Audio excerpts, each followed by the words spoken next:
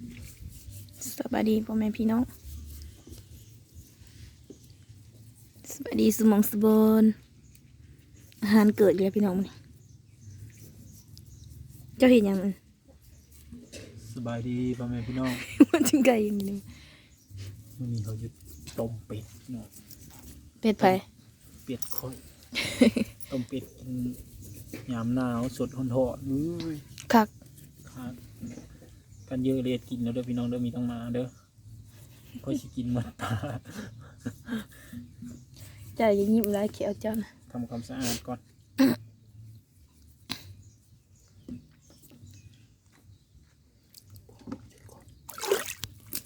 เปิด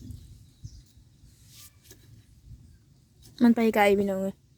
แต่เกี่ยวเขานี่บ่มาเฮือนมาซ่านขันเอาเมียนต่อไปผัด ยันบ่เห็น ผู้เจ้าเขาสิกินเอาบ่เป็นผู้เจ้าเอากินก่อนซะ เห็นแล้วซะบ่ อืม ไปมีมาเลยเนาะ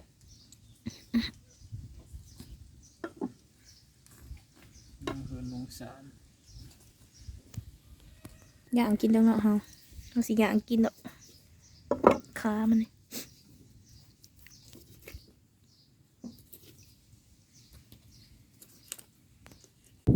แล้วเลยพี่น้องบ้านนี้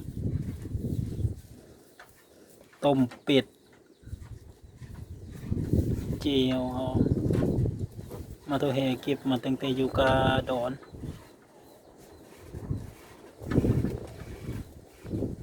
มาเด้อพี่น้องเด้อวันนี้ กินเขาวมา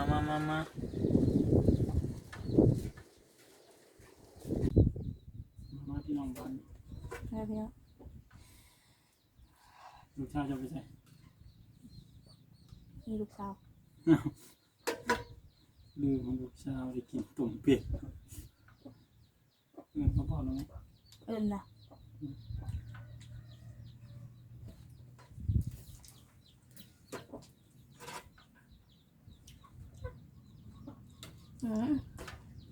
นี่เป็นเป็ด มันจีบเขาท่าอยู่มันจีบเขาท่า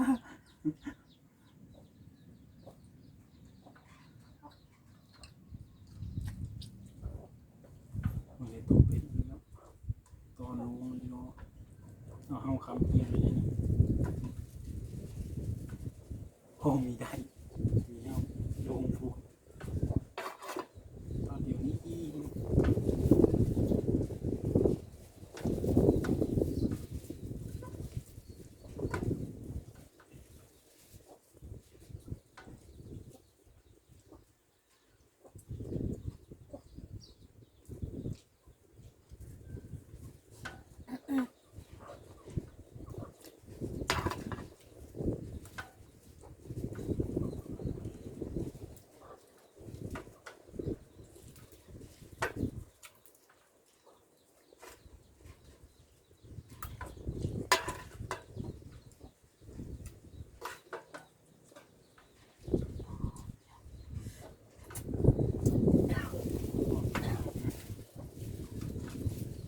เจ้ามีคนเจ้าก็มีเอาตีนมานี่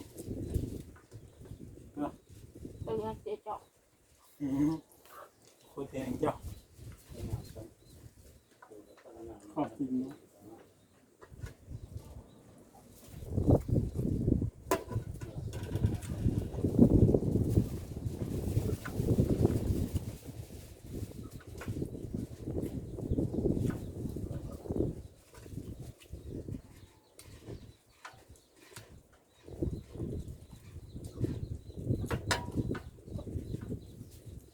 เดี๋ยว เขาคือยังหลบคนขึ้นมา เข้าไปเพื่อจะให้มา จะมาเอาเขา เรามีนี่ทุกคนลงไป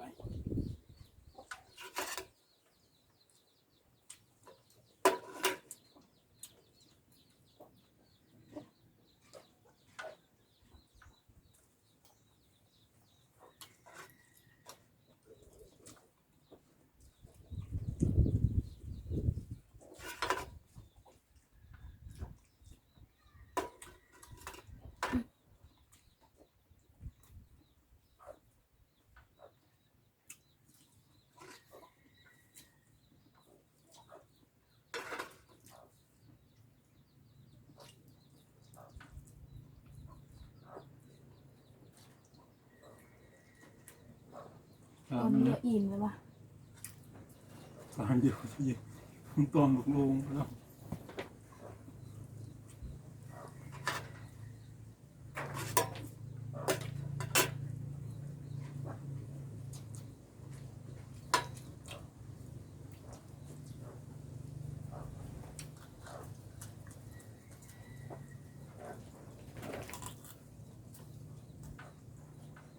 อืม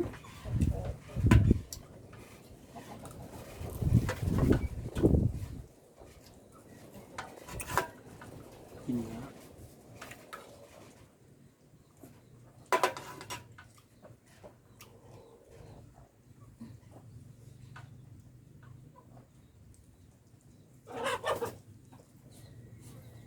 ร่างที่นะ เนาะ ร่างตึงร่างทางเครื่องแกงไง เลอะอยู่รวมสมบูรณ์เลยจ้าเนาะ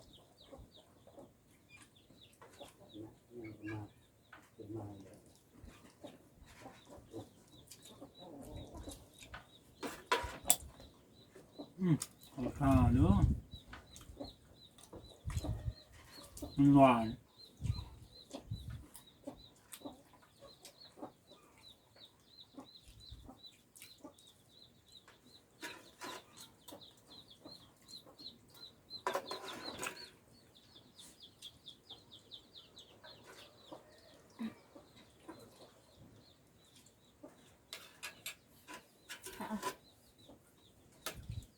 ตอนนั้นได้จ้ะ แกง สองสาม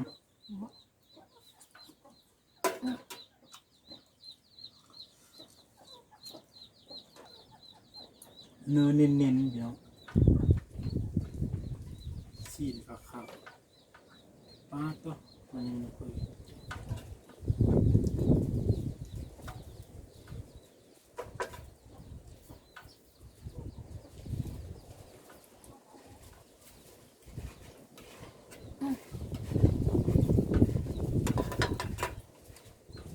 มาลายอยู่ในคำมั้ง เดี๋ยว ในคำ นายมันมาตรงบอก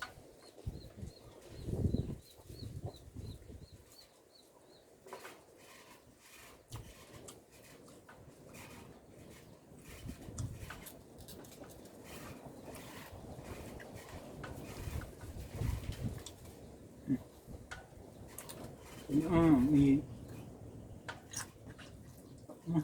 พี่น้องเขาจะเห็นกระเทศ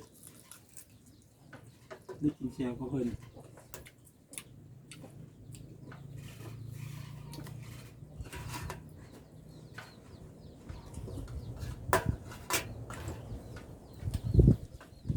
นี่ดูที่มันแท้ จะเลือกเบอร์เหรอ แล้วกระดูก เลือกกระดูกจะกิน ฮะ กระดูกไอ้มันเนี่ยเลือกมานี่ก็เลย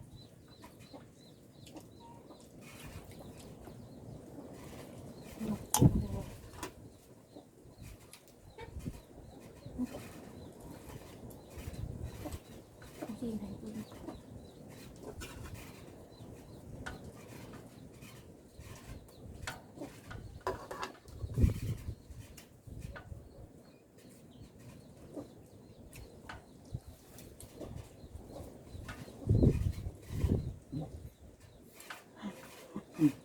ก็เหมือนก็มันคือคงจะหน้าไปแล้ว โอ้จะอิ่มแล้ว เลือก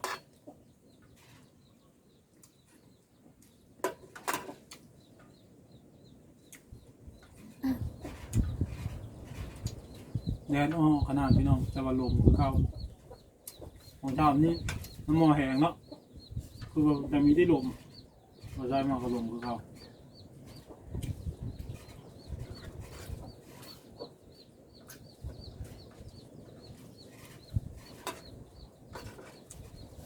ป้าน้ำหน่อยสด อีกนะ ๆหน่อยอุดใส่บะเมือมันปัง เดี๋ยวเอานะ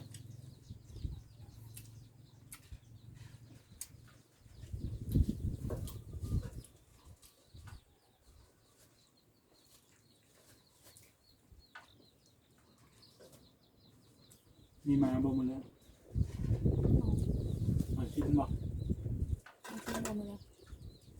เหมือนชิ้นเพิ่นบ่จังสิมา อืม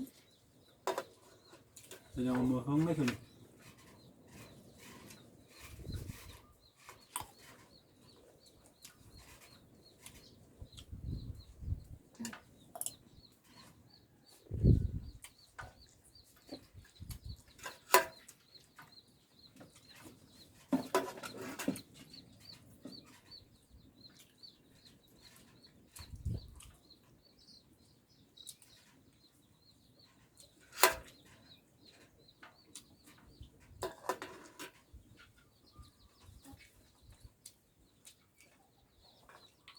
ขอบใจเด้อพี่น้องที่เข้ามากดไลค์กดแชร์กดติดตามเนาะพอกันคลิปใหม่พี่น้องสบายดี